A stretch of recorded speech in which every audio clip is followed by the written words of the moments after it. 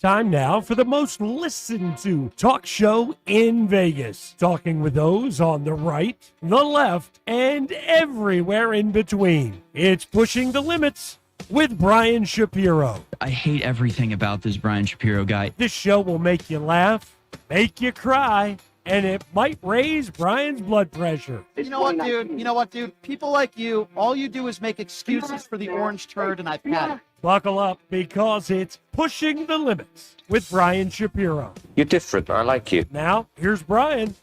All right, what's going on, everybody? A very happy Thursday. Thank you so much for joining us. It is Pushing the Limits, and we have plenty to get to, plenty to talk about, and I will start by telling you thank you for joining us on the Occupy Democrats Network, on the Washington Press Network, of course. And we are really all over the place. And, of course, streaming on KSHP. And we have a lot to get to today. We have a lot to talk about today. Coming up here in just a few minutes, we are going to be joined by Kerry Kennedy. Kerry Kennedy is Robert F. Kennedy Jr.'s sister. Why am I having her on the show? Well, she's in Vegas today to start. She's campaigning for Kamala Harris. And this is a big deal. The reason why it's a big deal is because, as you know, Robert F. Kennedy Jr. has given Donald Trump his endorsement.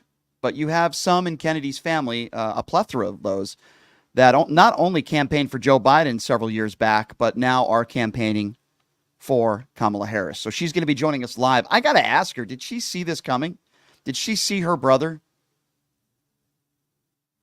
not only backing out of the race, but endorsing Donald Trump and trying to get a cabinet position? I'm going to ask her about that. I'm going to ask her about these weird stories. Was her brother always doing this weird stuff? This killed bear story in Central Park, and now this head of a whale on the top of his... I mean, just some really bizarre, really weird stories. So, Kerry Kennedy, Robert F. Kennedy Jr.'s sister, will be joining us here in just a couple of minutes. Ron Kinsey will be joining us in hour number 2. He's a guy running for office here in the great state of Nevada who used to be a Republican, but he felt like he was left behind within the Republican Party, and now he has switched over to an independent, nonpartisan candidate. He's a really good guy, a good friend of mine, and Ron is the type of guy, I think people like him are the reason why Donald Trump's going to lose. He feels like he's been abandoned by the Republican Party, so I'm really looking forward talking to him coming up in hour number 2. Of course, we're going to be taking phone calls. The big story today is Kamala Harris and Tim Walz will be doing an interview on CNN tonight. And Dana Bash, who I'm not really a huge fan of, I'll be honest with you, but Dana Bash is going to be conducting this interview. All eyes are going to be on this interview. And obviously, she's hoping to extend her momentum in this campaign. I said on this show a month ago that if I worked for the Harris campaign, I would put Walz right out there with her because it'll make her more comfortable. I hope Dana Bash asks her challenging questions. I really do. But she interviewed J.D. Vance not that long ago, and we'll see how this interview goes. I believe, if I'm not mistaken, I think it's going to be 6 p.m. I think it's 9 p.m. East Coast time, so that would be 6 p.m. on the West Coast. So I'm glad she's doing this interview. She needs to do more. It's only been about a month, but I'm glad she's doing this interview. Let her do a few more before the debate on September 10th. But as I said before, and I say again, I'm glad she's doing this interview. And we'll all have to wait and see what happens. Now, listen, those on the far right have a problem no matter what she does. If she doesn't do an interview, they're saying, well, why is she scared? Why is she not doing an interview? If she does do an interview on CNN, they're like, oh, she's doing a fluffer interview with Dana Bash. So either way, but some of the excuses and some of the people on the far right, like Kristi Noem, let's start with this audio. So Kristi Noem goes on Fox News, and she says that Harris is doing the interview, and Walz is going to be there by her side while she does this interview, so she doesn't start giggling and she doesn't start looking crazy. It is the most ridiculous and absurd explanation for why she believes that Tim Walz is going to be doing this interview with Kamala Harris. So I want to play this audio for you. This is Kristi Noem, again, in this, if she's not, killing puppies, executing them, This is her excuse of reasoning why Harris is going to have Tim Walz sitting next to her tonight. I mean, it's insulting. It really is. So I hope that everybody recognizes that Tim is there to help prop her up. And if it gets awkward or she starts giggling or looking, crazy, that he's going to interrupt and take over. And then they're going to go back and stop the tape and maybe retape that question to make sure that she looks fantastic. This has been something that they have been planning ever since, probably for months. And they know what their game is. I just hope the American people are strong enough and verbal enough and vote enough to call them out on it. Kristi Noem just said, quote, "This is probably something they've been planning for months when Joe Biden was still running for re-election and Tim Walz wasn't even contacted in any way, shape, or form." And she just said this is something they've been planning for months with Tim Walz. I mean, Kristi Noem is so ignorant and she's so evil, you just cannot make this stuff up. Listen, Judge Jeanine is somebody that I do not have really any respect for at all. Not that I have any respect for Kristi Noem either, who, by the way, made up a story that she somehow met with Kim Jong-un and then had to take it out of her book because she was caught in a lie. If Judge Jeanine isn't showing up to Fox News drunk, keep in mind, she's never live, never on her show, her weekend show, has she ever been live. And Jeanine is complaining that this interview tonight is going to be pre-taped. We'll talk a little bit more about this, but let's play the audio first. Here's the lush herself, Judge Jeanine, in her own words. It's going to be pre-taped. Why pre-tape? So they can edit it under pressure. Republicans want everything live because we're willing to admit what we're saying and how we're saying it, but not her. This is a woman who has spent... So you have Noem making ridiculous comments. You have Judge Jeanine, who, by the way, is doing literally, you cannot make this up. This is a woman who's literally pre-recording her own segments.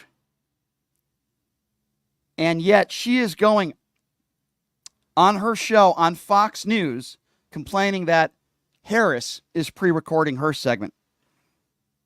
Again, you cannot make this stuff up. It is absolutely ridiculous. It's insane. These people have absolutely no credibility. It's absolutely absurd. And it continues because Jesse Waters is another guy who, by the way, interviewed Donald Trump and Vance together, but seems to have a big problem with the fact that Kamala Harris is doing an interview with Tim Walz. Have a listen to this. Her handlers don't even trust her to survive a softball CNN interview. So Coach Walz is going to chaperone tomorrow night at 9. Mr. President, Senator, I don't know what we have to talk about. It's been pretty boring. So there you go. Again, Jesse Waters is complaining that Harris is doing an interview with Tim Walz at the same time, yet we just played you audio of Jesse Waters interviewing Donald Trump and J.D. Vance at the same time. You literally can't make this up. We just played you Judge Jeanine complaining that this is going to be a pre-taped interview, yet Judge Jeanine does her show on the weekends, and it's always pre-taped. You literally can't make this stuff up.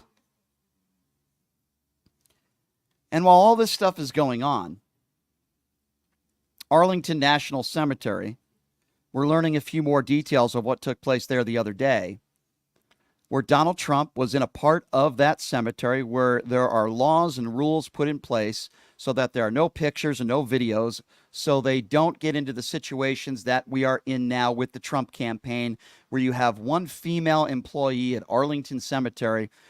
They don't want to release her name in a report, and she doesn't want to press charges. And according to a couple employees there that are close to the situation, because she doesn't want to get retribution from Trump supporters, which, by the way, I don't blame her one bit. The Trump campaign has not released any information and proof that they gave them the okay to do what they did. And then what we are learning is at the gravesite, when they took a picture with one family, at the gravesite where other soldiers have lost their lives, they didn't want to be a part of those pictures with Donald Trump with that fake grin with the two thumbs up. They didn't want to be a part of those pictures. And then you have J.D. Vance saying this. You guys in the media, you're acting like Donald Trump filmed a TV commercial at a gravesite. He was there providing emotional support to a lot of brave Americans who lost loved ones they never should have lost. And there happened to be a camera there, and somebody gave him permission to have that camera there. You literally cannot make this up. They actually have made a commercial out of it. They've posted it on TikTok. They have literally made a commercial out of Donald Trump showing up at Arlington Cemetery. We should not be surprised that a female employee at Arlington Cemetery had members of the campaign put their hands on her in a physical altercation. We should also not be surprised that they are attacking her. The campaign said that she had a mental episode. The campaign said some other very disparaging comments about her. She is afraid to go public on this with her name in fear of retribution. If the campaign had evidence that Arlington National Cemetery gave them the okay, which they wouldn't, to post video and take pictures at the cemetery, in that part of the cemetery where they were not allowed to be doing so, they would have released that information by now, but they don't because they're lying. And I've said this a million times, and I'll say it again. This is the same guy who said he didn't respect John McCain because McCain was captured. This is the same guy who called our brave men and women suckers and losers, according to General Milley and according to John Kelly. I'll take their word over Donald Trump's word. This is a guy who dodged the military multiple times. Multiple times he dodged the military with his fake bone spurs. Boy, I'd love to some doctor to give him a physical to see if he has bone spurs that is not one of his own biased people beside him. He dodges the military. He calls our brave men and women suckers and losers, doesn't want to take pictures with wounded people that are wounded. It's really sad.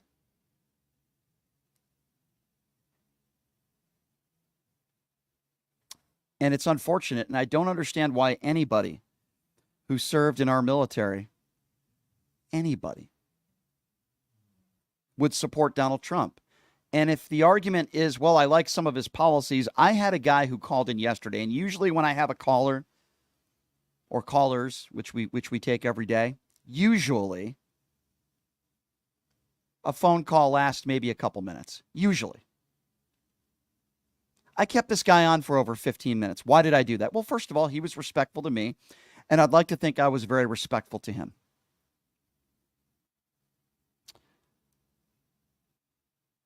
And he told me, the first question that I asked him was, why are you supporting Donald Trump? Which is, I like to pick people's brain, and I like to figure out why. His response, I like his policies. I said, okay. What are some of the policies? In 15 minutes, he couldn't name me one policy. I personally believe that most Trump supporters feel the same way, where they'll say, well, geez, I like his policies. Things were so great when he was president. And then when I ask them, name me a policy, they can't name one. They'll say the economy was better. Everything was great. We were losing 3,000 to 5,000 people a day from COVID, close to when Donald Trump was leaving office. The economy was in shambles. We were locked up in our rooms. The economy was in shambles. Oh, yeah, one other little fact for you. He put us $8.4 trillion in debt. You look at the economy that he left Donald Trump. Look at the economy that Barack Obama left Donald Trump. Why is it that Democrats, when they are president, they always leave the economy in a good place? Why is it Republicans always F it up? Can somebody please explain that to me? Look at the economy that George W. Bush left over to Barack Obama compared to the economy when Obama left office. Look at the economy when Donald Trump left office. Can somebody please explain that to me? Because I'm sorry, I just don't understand it. I don't get it. I don't understand it when they say time and time again, boy, left the economy in a great spot. Trump did a great job with the economy. No, he didn't. Look at the unemployment numbers. Look at the stock market for the last year under Joe Biden. Kamala Harris could stick with the same policies that Joe Biden had for the most part and run on the record of the Biden administration, and she would be just fine. I absolutely think she can do that. Now, if you disagree with me, that's fine. We'll take some phone calls later on in the show, and I'll gladly have that conversation with you. But I look at policy, and even though Kamala Harris hasn't done an interview yet in the last month until tonight, I have a pretty good understanding of where she stands on a lot of different issues. For example, the border. She wants to put that border bill back on the table and negotiate with Republicans and pass it. By the way, a bill that was endorsed by the Border Patrol. MAGA Republicans fail to talk about that. So if you want to talk about the border, there you go. There's a good start right there, according to the Border Patrol. She wants to give a woman the right to choose. She wants to bring back Roe. Most Americans in this country, Republicans and Democrats, agree. They believe that a woman should have the right to choose. This is a winning cause for Democrats and a losing cause for Republicans. She's talked about the tax breaks for the top 1%. She's talked about a $25,000 down payment for those wishing to buy a house. She's talked about no tax on tips, but her policy is very, very different from Donald Trump's policy. Very, very different. And we will get into that. We will get into that later on in the program. But there is a staunch difference, a large, staunch difference between policy Donald Trump and Kamala Harris. A large, staunch difference. And I've talked about those differences constantly on this show. So when I hear from certain people that they don't know where Harris stands on a number of different issues, I say, well, what are you talking about? Abortion, you know where she stands on that issue. Gun control, something that you rarely ever hear Republicans talk about. Sometimes you'll hear Donald Trump talk about it. Sometimes you'll hear Republicans say that more guns make us safer, which is, by the way, absolutely ridiculous. And it's not true. It's absolutely not true. So I would like to think that I know exactly where Kamala Harris stands on a number of different policy issues. And I am sure that Dana Bash will ask her about a number of different issues tonight. All right, so without further ado, I promised you we'd be joined by this lovely lady. She is the sister to Robert F. Kennedy Jr., who's been in the news a lot lately, if you've been covering it. I have so much respect for her. She's also the president of the RFK Human Rights Organization, and it's a pleasure to have Kerry Kennedy joining us right now on the line. Kerry, thank you so much for joining us. How are you? I'm so great. So happy to be with you this morning. Thanks. Thank you for being here. First of all, my first question for you is tell us why you're here in Las Vegas today. Well, no, let me explain that because, as you said, I'm the president of Robert F. Kennedy Human Rights, which is an organization started by my father's family and friends to carry forward his unfinished work on social justice in 1968. But today, I'm here without that hat on because that's a 501c3 organization and it's nonpartisan. But today I'm here because I am partisan in this election, and I'm doing everything I can to elect Kamala Harris president of the United States. And I appreciate that. We are certainly on the same side here. I have to ask you this. Did you see this coming with your brother? Did you see that he was going to be endorsing Donald Trump? Did you know this before, or did this come to a surprise to you, Kerry? No, I think it was a surprise. I think he had indicated quite clearly that he would never join the Trump campaign because they have such fundamentally different values. But, I think that what's happened here is that he endorsed somebody who my father, the original Robert Kennedy, would have detested. He would have detested almost everything about Donald Trump and what he represents. His lying, his selfishness, rage, cynicism, hatred, racism, fascist sympathies, deliberate misinformation about vaccines, criminal felony convictions, his rape of E. Jean Carroll, Right. his contempt for the poor. Yeah, listen, Carrie, I agree with you 100%. So, Carrie, why is it you think that your brother eventually did this? Do you think he did it for selfish reasons because he wants a job in Trump's cabinet? Why do you think your brother ended up doing this? I think this election is not going to be about my brother Bobby or about me or about anything or even about Kamala Harris and Donald Trump. It's going to be about what Americans see is important for their future. And it's going to be about who has promised to lower gas prices and lower grocery prices. That is Harris.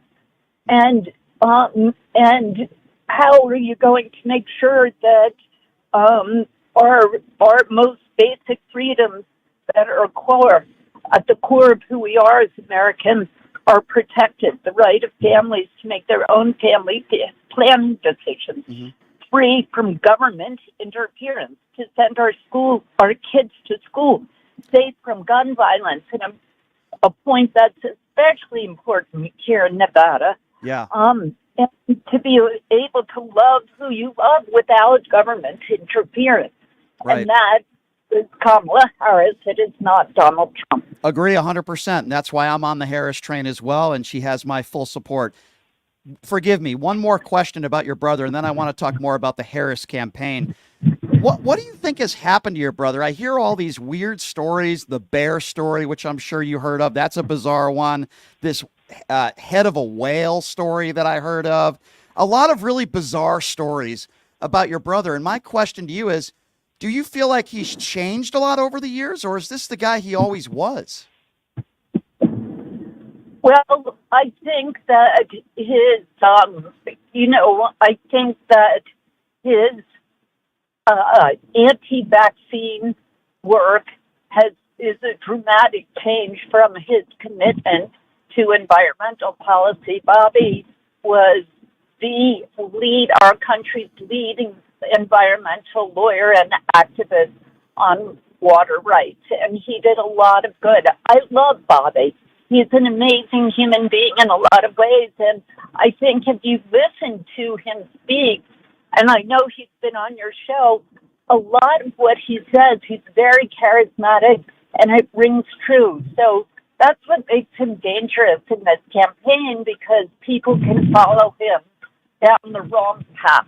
Yeah. And that's very dangerous to our democracy, to our families, to our future, and to jobs, basic jobs. Yeah, I agree. I agree with you. And, he once made the case on this show that Joe Biden could be more of a threat to our democracy than Donald Trump. Now, I obviously disagree with that. I'm sure you do as well. Can we talk about Trump for a moment, Carrie? This is a guy that still doesn't concede the 2020 election. This is a guy who's a 34-count felon and a liable sexual abuser. I'm not sure how anybody could vote for this guy at this point, whether you're a Republican or a Democrat, especially from a female's perspective. Can you talk a little bit about that, Carrie? Yeah, no, I completely agree. He said he'll be a dictator on day one, and that he's willing to suspend the Constitution in order to take revenge against those who do not support him, and that he'll send the IRS after journalists and opposition political figures and ordinary citizens who have not supported him. He's pledging to repeal the Affordable Care Act and cut Social Security and Medicare, leaving millions without the programs they rely on. A few weeks ago, he was talking to Elon Musk and on Twitter, and he praised Musk as the greatest cutter, quote unquote, telling him, quote, look at what you do. You walk in, you say you want to quit, they go on strike, and you go, you're all gone. Unquote. This is not a man who cares about workers. People in our country are working now 2 or 3 jobs just to pay the rent and put the food on the table. Absolutely. That is not what we need going into the future. Agree. Harris, on the and has sent $1 billion, $1 billion into Nevada alone, primarily for housing and for manufacturing jobs, but good union jobs where people are building these housing units. And she's just announced an additional 3 million housing units nationwide and $25,000 grant to every single American family to buy their first house. So this is concrete plans.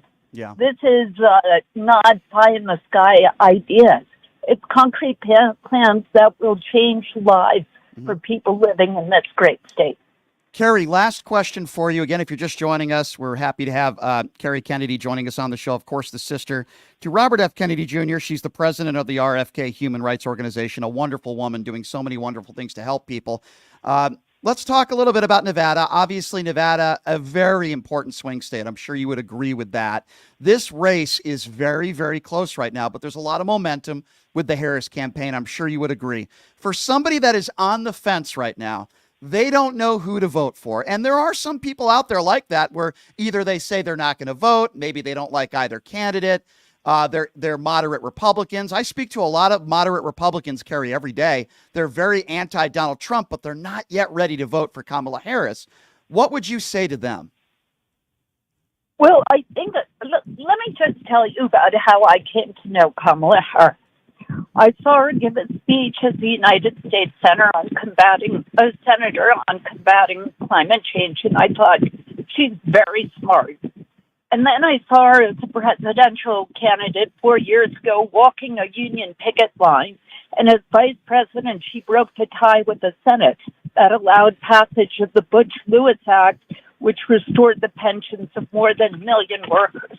And I thought, she's very smart and she's pro-union. Mm-hmm. And then I saw her questioning Brett Kavanaugh during his confirmation hearings. And I thought, she's pro-union, very smart, and she's comfortable being tough to someone who represents our threat to our rights. And then I invited her to speak at an event commemorating my father, Senator Robert F. Kennedy, who died in 1968. And during that, she quoted from heart remarks my dad made when Martin Luther King died. And she quoted, what we need in this country is not division and lawlessness and hatred towards one another, but we need justice and peace and compassion towards those who suffer. And that's it. Justice, peace, and compassion towards those who suffered. That's what we want our president to stand for. Yes. Not all this division and anger and rage of Donald Trump. I agree. And chaos. I agree 100%. I lied. I know you got to run. One more quick question, if that's okay. If you had the opportunity to say something to Donald Trump, if you were in a room with him privately and you had a chance to say something to him, what would you say? I would say, you've been in politics, you've been in business, now why don't you retire and let our country run in peace and justice and compassion towards those who suffer. Very, very well said. Carrie, thank you so much for what you do at, as the president of the RFK Human Rights Organization. You do so many things to help so many people in this country. You're very brave, and I appreciate you campaigning for Harris. Your voice matters, and I want to thank you so much for joining us. Love to have you back on, maybe before the elections, and I really appreciate your time, Carrie. Enjoy your time here in Nevada. Thank you. Thank you. Bye. Appreciate it. There you go. That's Carrie Kennedy, everybody. I appreciate her time joining us on the show. The sister to Robert F. Kennedy Jr., Listen, I was very emotional, which I am all the time. I'm a very passionate person. I was very angry at Robert F. Kennedy Jr. I still am. I don't know him personally, but I am not going to hide away from my opinions. And I think what he did in supporting Donald Trump was selfish on his part. I think he wants a cabinet position within the Trump White House if Donald Trump wins. I feel like this was a selfish decision on his part. How do we know this? Well, because we know that they reached out to the Harris campaign. We know that. That was not a made-up story. So I think this was selfish on Robert F. Kennedy Jr.'s part. Do I know the man personally? No, I don't. I think he has a lot of conspiracy theories. He said a lot of things that can harm people. And there's been a lot of tragedy in that family, with Carrie's family, of course. With her father being assassinated and her uncle being assassinated, it's awful. And I think it takes a lot of bravery for somebody like Carrie not only to be supporting Harris and to be campaigning with her, but staying in the public life after what happened to her father and what happened to her uncle. I mean, they would be very proud of her. There's no doubt in my mind. What a wonderful lady, doing so many wonderful things to help people. Of course, the president of the RFK Human Rights Organization, and we really do appreciate her time. All right, so here's what we are going to do next. We are going to take some phone calls. I am going to open up the phone lines, people that agree, people that disagree. My interview with Robert F. Kennedy Jr.'s sister, Carrie, who's a wonderful lady, and we appreciate her joining us. The number to call, 702-221-7283. And again, that number, if you want to be a part of the program, it is 702-221-7283. That is the number to call. We will take some phone calls on the other side of the break. Your thoughts on my interview with Robert F. Kennedy Jr.'s sister, Carrie Kennedy. The Arlington Cemetery story seems to continue. We'll take some phone calls there.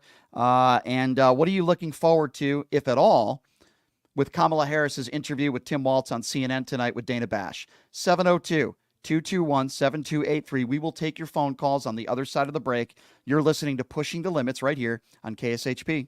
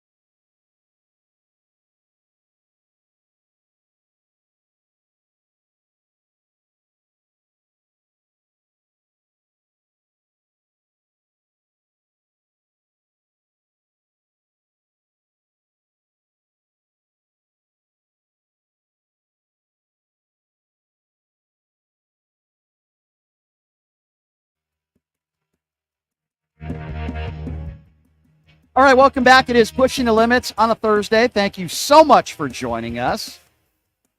We got Ron Quince joining us, hour number 2. Who's Ron? Well, he's a guy running for Congress out of the state of Nevada, but he's running as nonpartisan now. He used to be a Republican, but he feels like the Republican Party has left him. He'll explain why coming up in studio in hour number 2. I also invite all of you to check out my website. If you enjoy what I do and you like what I do and you want to support what I do, it's very simple. Check out my website. We love it. pushingthelimits.live. Again, that website, pushingthelimits.live. You go on there, you sign up for the free newsletter, but even better, we got merchandise up there, mugs, hats, beanies. If you don't want to buy merchandise and support what we do by buying merchandise, there is a donate button right on the front page of the website. Doesn't matter, $5, $10, $20. We appreciate anything you can do to help us out and keep us going here at Pushing the Limits. Again, the website, pushingthelimits.live. I did promise you I would take some calls. It's so funny because every day I get people on social media that say, you're a liberal, you're throwing out talking points, you're lying. You know, I can go down the list. But either one of two things happen. Either they're afraid to call in or they don't have anything to back up their untrue, ridiculous opinions. But I give you the opportunity on this show every single day, whether you are with me or whether you are against me. We have an open forum. That's why it's one of the most interactive shows. And I put up a clip. I kept a MAGA caller on yesterday for 15 minutes. It's got 100,000 views already on social media. I just posted it like an hour ago.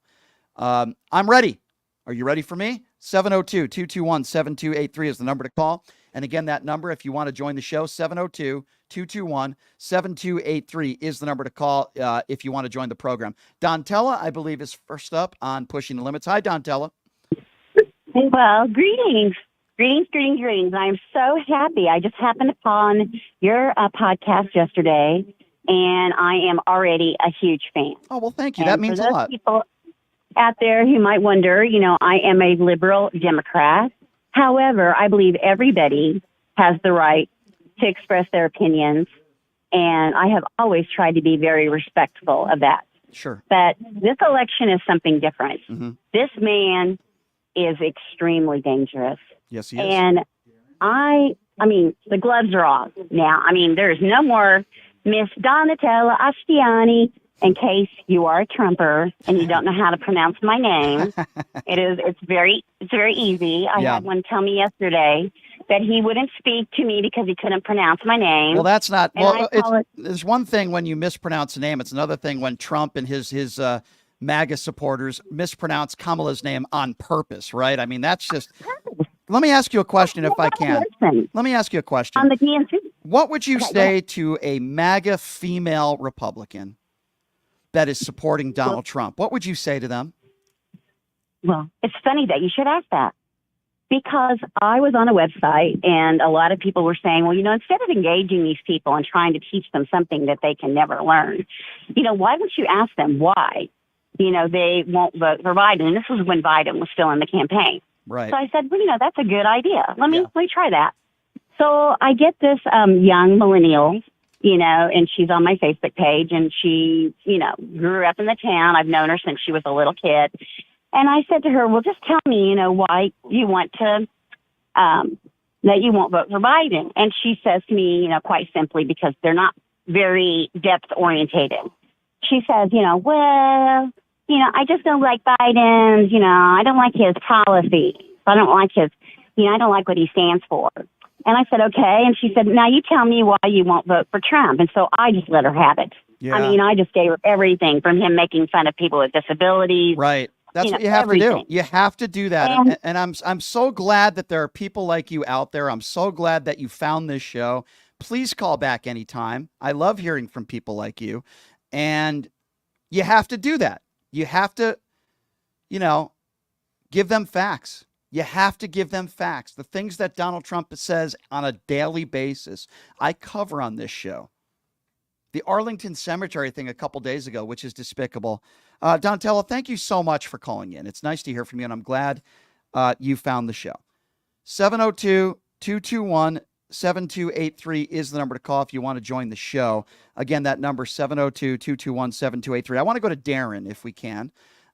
Let's go to, Darren's not on anymore. Okay, let's go to Gabrielle. I believe, okay, I'm going to let my producer tell me which caller is next here. All right, let's go to Paul.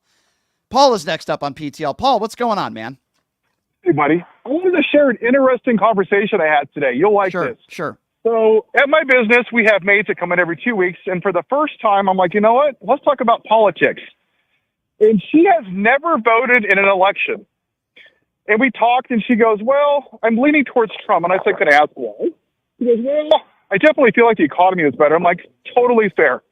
I'm like, so what do you think? She's not hardcore MAGA, right? She's like, and I said, well, what do you think about January 6th? And she looked at me like, what do you mean? I'm like, January 6th, the insurrection. She's like, I don't know what you're talking about. She had never heard about January 6th. And How is like, that possible? honestly, How is that possible? Does she not have a TV Well, or let me- radio or a newspaper? How is well, that let possible? let me tell you why. I think this is why I called in today. Okay. She's like, Paul, I work 8 to 12 hours a day, 6 days a week. She goes, the last thing that I want to do is flip on the news and have people yelling at each other about how everything in the world is so bad and so awful, so I just don't watch it anymore. Interesting. I thought that was but she wasn't MAGA, and I said, let me ask you a question. I said, well, she goes, what do you think, Paul? He goes, well, I'm voting for Harris because I think it's time a woman ran this country, and she's very qualified. And I said, I agree, and I think Joe Walsh is really good at this. He's good at finding common ground with people. Instead of making her feel dumb, I said, I understand about the economy. I understand that you work really hard. I said, did you know that Harris wants to give people $25,000 to help them buy a house? And she goes, really? She goes, that's great. She goes, that's been one of my lifelong dreams is to buy a house. So at the end of the conversation, she said, I'm like, I will send you a video, and in 2 weeks, when I see you again, let's have a conversation. And she goes, okay. And I'm like, are you open to listening to the interview with Harris at Walz tonight on CNN? She goes, yeah, I'll watch it for about a half an hour. So those conversations are the people that you and I are never going to reach, but right. I never thought about it like that. You know, they're just hardworking people going paycheck to paycheck. Sure. And they're low information, but they're good people. Absolutely. That are just missing the information. I just wanted to share that story with you today. I think it's a great story. I had a guy on the phone, Paul, yesterday for 15 minutes. And I hope I got through to him. We were both respectful to one another. I was very patient with him, but he says he likes Donald Trump's policies. You remember the call, I'm sure. And I said, can you name me one policy? And in 15 minutes, he couldn't name me one policy. I hope I got through to him. These votes matter. And while it's not my job to get people to sign up and vote for Kamala Harris, that's not my job, right? I'm not Scott Pressler. I'm not some moron going across the country just forcing people into voting Republican. That's the last thing I would do. I'm not forcing people to vote for anybody. All I give you guys is facts. I share you my opinions. I tell you why I'm voting for Harris. And then I try to pick your brain and try to figure out why you're voting for Trump. And we can agree to disagree on things. Doesn't mean we always have to call people names. But if people are going to misrepresent me or lie or be disrespectful, then I'll give it back 10 times harder. That's what I do. And I'll always be that person. I did it with George Chanos yesterday. If you don't know who he is, he's the former attorney general here in Nevada who is praising Trump, praising Robert F. Kennedy Jr. for joining the team. And I said, have you lost your mind? And then he just tried to insult me, nonstop. I should probably release those screenshots on social media. I might. I released my screenshots with Kash Patel. All right, 702. Thank you, Paul, for the call. That's a great story. 702-221-7283, the number to call. 702-221-7283. Let's go to William. William is next up on PTL. Hello, William. Good afternoon, Brian. How are you today? Good, my friend. What's on your mind? Well, I just cut off another friend of mine because of Trump. I've cut off people from my life because of Trump. Mm-hmm. This latest one, I just told him, don't you have a kid? Don't you have a wife? Wouldn't you want the same rights for your daughter and your son and your wife not taken away? That's crazy. I'm Spanish. I'm Puerto Rican. I don't understand people that are Spanish, Mexican, Dominican, saying that they're going to vote for Trump when he says, I don't want nobody here from my shithole country. Well, he said worse than that. He said worse than that. These Mexicans, they're rapists, and I suppose some of them are good people. Go back to your S-hole countries. He seems to have a problem with people that don't look like him. And by the way, there's not a lot of people that look like him. Not a lot of men wake up in the morning. That's right, men with testosterone. Not many of them wake up in the morning and put on 8 layers of orange makeup. Not that I have any problem with drag queens. These are the types of people that the Republicans seem to go up against. If anybody looks like a drag queen unintentionally, it's Donald Trump every day. But, I just wanted to share that with everybody. But you're absolutely right. He's a hater of minorities. He says, you must hate your religion and you need your head checked if you're Jewish and you don't vote for me. You have the Charlie Kirks of the world saying you're not a true Christian if you don't support Donald Trump. You've got J.D. Vance, who's attacking women, cat ladies, saying if you don't. Yeah, they attack basically everybody that doesn't agree with everything they do. These people have convinced themselves that they're not talking about them. Right. That's crazy. Yeah. That rally that Trump had over here in Cortona Park. Mm-hmm. I live 4 blocks from there. I didn't go. Where do you live? People were saying, where do you live? I live in the South Bronx.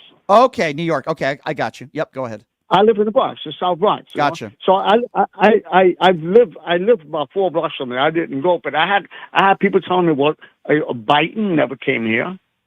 Yeah. I said, well, Biden doesn't even live here. Trump lives in New York, and this is the first time he's ever been to the Bronx. It's absurd. He's not a true New Yorker. You are a true New Yorker, sir, and I appreciate you calling in. It's funny because we have people on social media that want to be a part of the show. The way to be a part of the show is to call in right now. I'm going to give out the number again. We have a guy, Kent, who's commenting on social media, talking about inflation. Let's have a conversation about inflation, Kent. I have people calling in that are calling me, or I said on social media, calling me a liberal. Okay, it's funny. They don't want to call into the show, do they? But I'm going to give out the number again. I'll give you another chance. 702-221-SAVE, 702-221-7283 is the number to call if you want to be a part of the show. Who do we have next? We have Mark next on PTL. Hey, Mark, what's going on, man? Hey, Brian. A couple of things, man. First, are you having that Trump surrogate come on later? So the guy that was supposed to come on today will be joining us, and he makes the rounds on CNN and Fox News all the time. I have him confirmed. They had to reschedule for Tuesday. So we will have a Trump surrogate to start the show on Tuesday, and I've never had him on before. I'm actually excited to have him on because I have a lot I want to talk to him about. But yes, our Trump surrogate will be joining us on Tuesday. Okay, because I was going to ask you to write some notes down, because when you get these surrogates on, they will ramble on 8 different topics before you can even open your mouth. And then when you try to think of something, you're all off track because you're trying to comprehend everything this asshole, stated. Well, there's a lot All of right, people. There's a lot of Trump let's- surrogates that have a lot of talking points, and I totally understand that. But that's just the way it is. Let's get to what Vance said on air. I think it was today, on air. Yep. It was yesterday. He told Kamala Harris to go to hell. To go to hell. I heard that clip. It's so despicable. It's so because of the withdrawal from Afghanistan, when actually Trump ordered the goddamn withdrawal from Afghanistan. Not only that, but people within Trump's administration have called him out for that, including a guy by the name of John Bolton and General Milley Right. and General Kelly and many others have said not only did Trump call for a similar type of withdrawal, he let go of many Taliban terrorists. That is right. That has been proven. Hold on now. And he also negotiated with the Taliban, something that Barack Obama never did, refused to do. Let me get some points. There was a photo of the Taliban in the White House, and it was all over the news. Right. Also, the Army sent out a rebuttal letter about that assault on that staffer.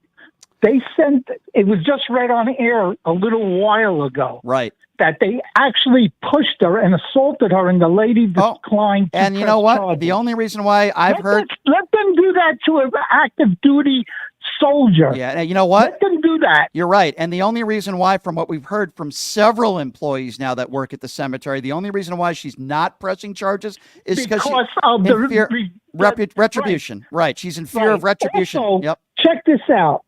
Vance gave a speech in front of the firefighters union and was almost booed off the stage. Yep.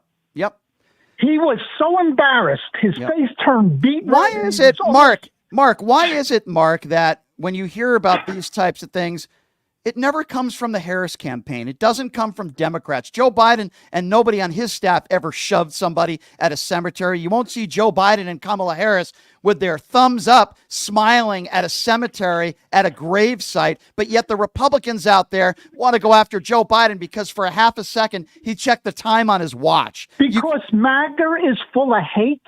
MAGA is full of darkness, and MAGA wants to scare everybody. Well, you're not going to hear you're not going to hear an argument from me, Mark.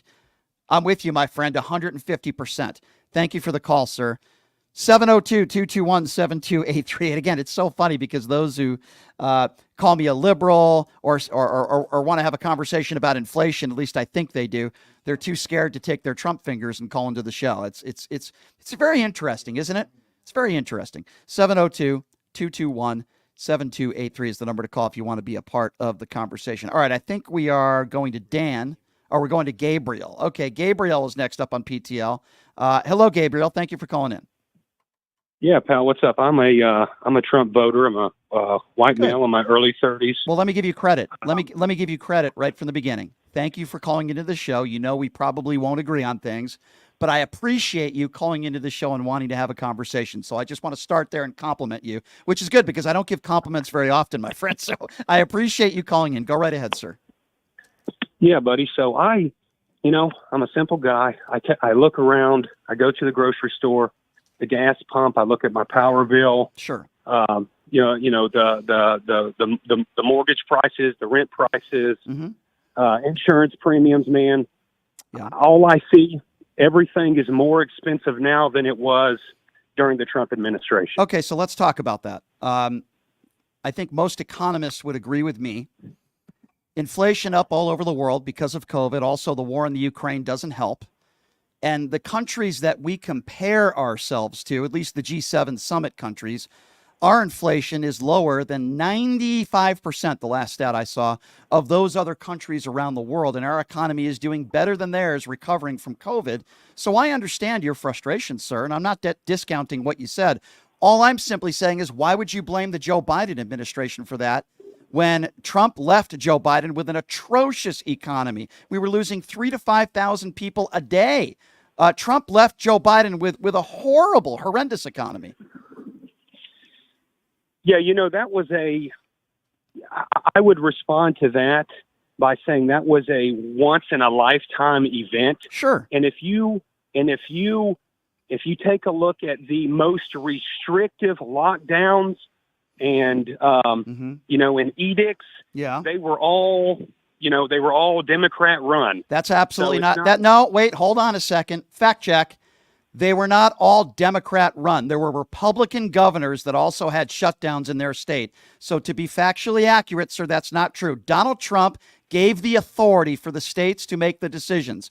And you can look this up if you don't believe me. Many states that were run by Republicans also had lockdowns. They were across the country. There was even a time where Ron DeSantis had to lock down the state. Now, maybe it wasn't as long as some other states, but that's not factually accurate. With all due respect, sir, there were plenty of Republican governors that shut down states as well because they were listening to experts, infectious disease experts, people that were giving them information. Now, you can disagree with that. I'm not a doctor. I'm assuming you're not a doctor. But why are you blaming everything on Joe Biden? That confuses me. Well, so I know I never said that Republican governors did not have any lockdowns whatsoever. I said the most restrictive, and I'll add the longest in duration, were under Democrat rule. Okay, so are you an infectious disease expert? Because I'm not. I'll be honest with you. I'm not. Okay. No, I'm not. And I'm not saying infectious disease experts have all the answers, but I will certainly take their word over a Tucker Carlson or a right-wing talking head that has zero medical experience. But let's move on from that, if I may, sir. I want to ask you another question. What do you make of Donald Trump's behavior? Whether it be the 34 felony counts that he was found guilty of, liable sexual abuse, his handling of COVID, 15 cases down to 0. What do you make of the fact that every single day he's calling Kamala stupid, he's lying and not conceding on the 2020 election to this day, January 6th? Are you okay with that behavior? Forget about either, the criminality of it. We don't have to talk about that, but just the behavior. Are you okay with that? You know, yes, I'm not. I mean, I disagree with your framing of it. Truthfully, I think that I see both sides leveling personal attacks, whether it's on social media. Okay, so I'm not talking about attacks on social media. I'm talking about January 6th. If Donald Trump wasn't the president, and at that time he didn't say the election was stolen, January 6th doesn't happen. That wasn't Democrats. That was Republicans. Okay, that was Donald Trump. Last I checked, Kamala Harris and Joe Biden are not liable sexual abusers. They're not convicted on any felonies or indicted on any felonies. Joe Biden didn't, for a year, defy a subpoena when it came to classified documents. Now, I'm not saying Democrats are perfect, sir. There are Democrats I disagree with. There are Democrats that I don't think should be in office. But how can you compare Donald Trump's behavior to Joe Biden or Kamala Harris? I don't understand that comparison that you're trying to make, sir. Help me out with that. Okay, well, you named several topics there, so I can, if you don't mind reminding me, I can address them kind of one at a time. How about January 6th? Donald Trump still hasn't conceded the 2020 election. Do you think if Donald Trump didn't say that the election was stolen and that Joe Biden cheated, does January 6th happen? I'm not sure. I have no problem with January 6th, and I'll tell you why. Whoa. Okay, I'll let you respond. Okay. I'm sorry to interject, but hold on. You just said you don't have any problem with January 6th. 140 officers were injured that day. People died that day. They were chanting, "Hang Mike Pence." How can you start a sentence by saying, quote, "I don't have any problem with January 6th"? Do you think officers being beaten with their own batons, you're okay with that? Well, so am I good to respond? Go ahead.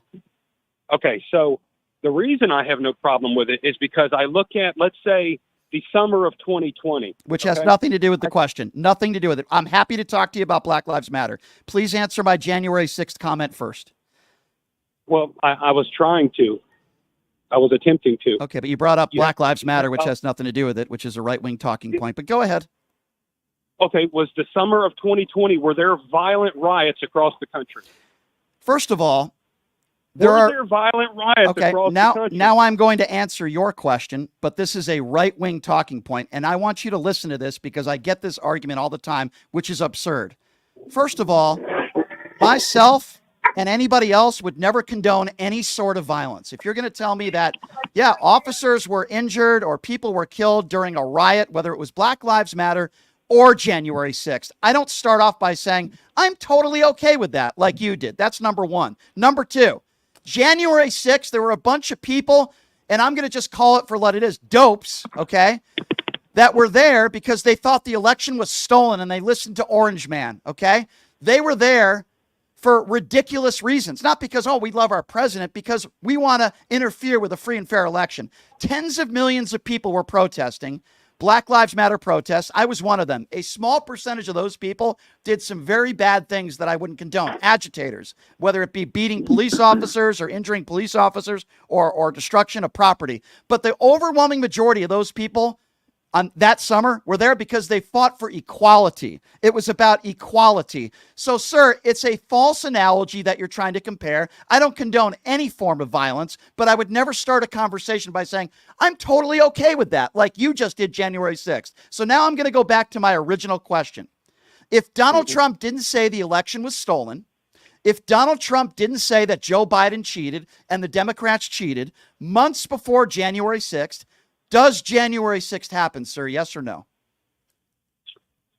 If Trump did not make the comments, I would, I can only speculate. Probably not. Okay, we agree on that. So now that I answered your question about Black Lives Matter protests, which, by the way, has nothing to do with January 6th. You didn't allow me to finish, though. Well, you asked me, you brought up Black Lives Matter, which has nothing to do with January 6th. The specific. Well, I have one other point. Go ahead. I just have one other point. Okay, I was going to finish. Go ahead, sir. Go ahead. So you're the presidential nominee for the Democratic Party, Kamala Harris, posted on social media the how to bail out rioters who had been arrested by police officers. So my biggest problem is people like you who scream and shout about January 6th. And and then are completely silent when 30 plus people are killed during the summer of 2020. Wasn't silent during at all. riots across Again, the country. everything you say is factually inaccurate. During the Black Lives Matter protest, where I was on the air at another station, I called out all the violence. I called it all out. It was wrong. It was horrible. When you're talking about Kamala Harris, you're also factually inaccurate. She was not trying to raise money for those who committed very serious crimes. She was trying to raise money for minor offenses, and you can look this up if you don't believe me, for people that couldn't afford representation. Meanwhile, people like you, I'm going to use your own term, people like you don't fail to call out Trump for calling those who beated police officers with their own batons. He called them patriots and he called them hostages. People in a court of law that had a right to defend themselves and are now in jail. He called all those people patriots and hostages. What do you think about that, sir? What do I think about his comments? Yeah, please. Yeah, I do believe that if those people genuinely felt the election was stolen, they were doing the right thing. That wasn't my question. My question wasn't what you think about those people that didn't commit crimes that think the election was stolen. I'm going to ask my question again because it's very, very important. Donald Trump multiple times has characterized all those on January 6th that committed crimes. Some of them beat police officers. Some of them sprayed police officers with bear spray and tried to gouge out their eyes and took off fingers. He characterized all those people as, quote, hostages and patriots. My question to you is, do you agree with Donald Trump? And why, if you don't, are you not calling that out on this show? Yes, I do agree that they are patriots. Okay, hold on. Okay, you agree that they are patriots. Your definition of a patriot, sir, is somebody that storms the Capitol and beats police officers with their own batons, gouges out, tries to attempt to gouge out eyes, takes fingers off, and physically assaults Capitol Police, destruction of property, defecating on Nancy Pelosi's desk, chanting out, "Hang Mike Pence." And you have the gall, sir, yes, I'm going to use the word gall, to tell me that you think those people that attacked police officers are, quote, patriots. Are you kidding me, sir? Are you kidding me right now? I'm only treating them as liberals and Democrats treat the rioters of that is absolutely ridiculous. Can you find me one? No, yes, it is, and I'm going to tell you why. Don't be a hypocrite. Yeah, no, Don't be a hypocrite. I'm not being a hypocrite. Why don't you listen to me? No, keep them on. Don't hang up on them. Can you name me one prominent Democrat, anybody in office, not just the president, anybody that has ever characterized somebody who beats police officers as, quote, a patriot or a hostage? Go. I haven't heard them. You haven't heard. So don't make a stupid analogy when you don't have the facts to back up your opinions. Have a nice day, sir. Ladies and gentlemen, when Hillary Clinton used the word deplorable, that's exactly what she was talking about. I cannot have a conversation with somebody who says those who beat police officers on January 6th are patriots. I refuse to. We can have disagreements.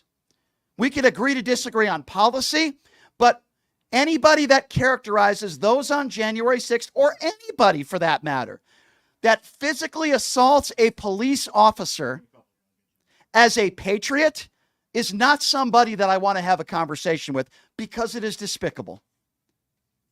702-221-7283 is the number to call. Again, that number, 702-221-7283. Notice how he couldn't name one Democrat. He couldn't name one Democrat that's ever called anybody a patriot or a hostage that beat a police officer. You know why? Because no prominent Democrat has ever said that. The former president of the United States said it. 702-221-7283, the number to call. Who are we going to next year? David. Let's go to David. David, what's going on, man? Hi, can you hear me, Brian? Yes, sir. Go right ahead. Thank you. In regards to your last caller, in terms of the first part of your conversation, which was mostly in regards to the economy, a lot of times I hear, Democrats, when they defend the state of the economy now, they use the argument, well, hey, we're doing better than Europe. We're doing better than Europe, which is true. But the reason they say that is because they can't say the economy is great, because if they could, they would just say the economy is great. So instead they say, well, yeah, we're doing better than Europe, which really is not saying much because Europe's not doing particularly well. And yes, inflation is down, but it's only down relative to how extremely high it was. And the other thing that Democrats do is they never actually, they like to say inflation is down, but they don't say prices are down because they know nobody's actually going to buy that. And I'm not tying all of this to Biden. A lot of it is Trump's fault. Sure. A lot of it is also Biden's fault in various ways. Well, let me ask you a question. The government under Trump, if I may, David, Yeah, sure. and I understand where you're coming from there. I never said the economy was great. I don't think you're talking about me, but I have said the economy has been headed in the right direction. And I appreciate the fact that you're willing to, put some blame on both sides, and I think that's very fair of you to do. But as you know, Republicans say time and time again, everything was great under Donald Trump. They forget that we had a global, by the way, I don't blame Donald Trump for COVID. I blame his handling of it. So I think you can go in both directions there and say there's nitpicking on both sides. But I would say as a whole, and you can tell me whether you disagree, I think Joe Biden's done a decent job since taking office. I think unemployment been the lowest it's been in 50 years. You look at the NASDAQ stock market has had an unbelievable year. We've been heading in the right direction. Are things perfect? Absolutely not, right? Absolutely not. But I will take Joe Biden's administration over Donald Trump's administration any day of the week for so many different reasons, policy included. Where am I wrong, David? The WSJ said that home prices a couple years ago when Biden took office were about $1,800 for a new home, for a new mortgage, give or take. And now it's over $3,300.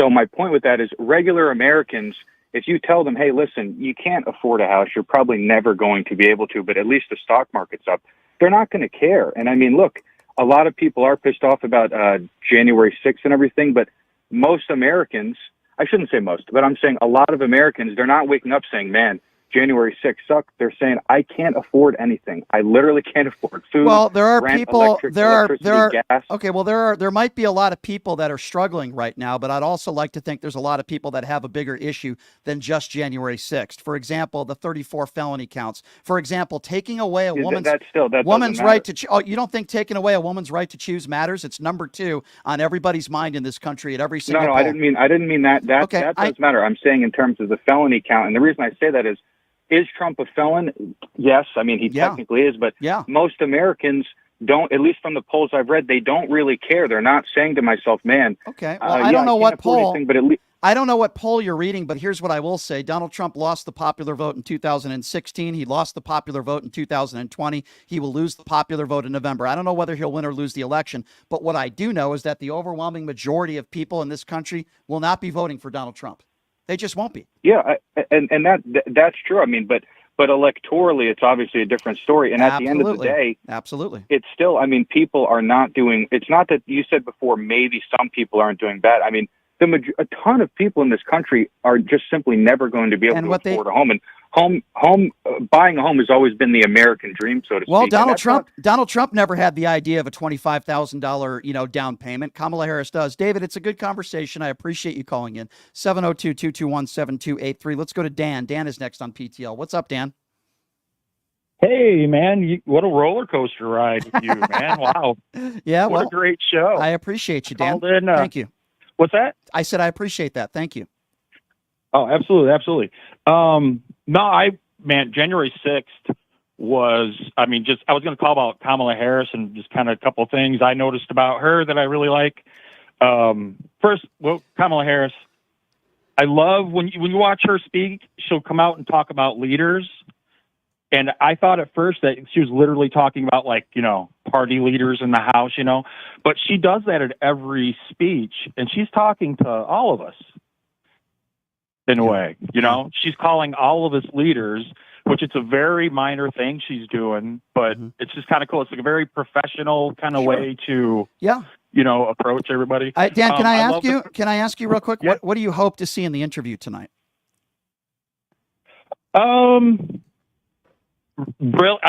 Just maybe some more definition on what she wants to do. Yeah. I think she's going to be pretty progressive in a way, but I also think her speech was much more defined in that speech than I thought she was going to be. Sure. I mean, she really, Yeah, I you thought know. she did. I agree. I thought she did a really good job in the speech. I think she'll do fine in the interview today. I have confidence the debate she'll do just fine. Her experience as a prosecutor, make no mistake, Dan, it's really going to help in the debate. I got to run, my man, because I'm up against a break here, but I'd love to hear you call back tomorrow and tell me what you think about the interview tonight. Sound fair?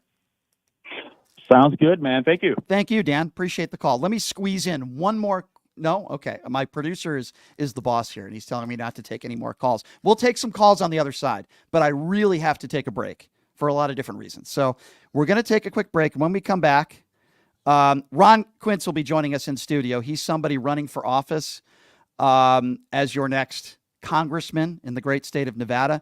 But his story is unique because he used to be a Republican. He feels like the Republican Party left him a while ago, and now he's running as an independent or as nonpartisan. Ron Quince is going to be joining us in the studio. We'll take some more phone calls at the other side. 702-221-7283. Please check out the official gaming bar of PTL, I should say, Jackson's Bar and Grill, located at Flamingo and Jones. They got some great promotions this month, including anybody hits a jackpot there. Guess what? If you're playing actively in a machine, you get $20 in free slot play. Please check them out. Jackson's Bar and Grill, located at Flamingo and Jones. Ron Quince is going to be joining us next on PTL. Take a quick break. Be back right after this. It's Pushing the Limits right here on KSHP.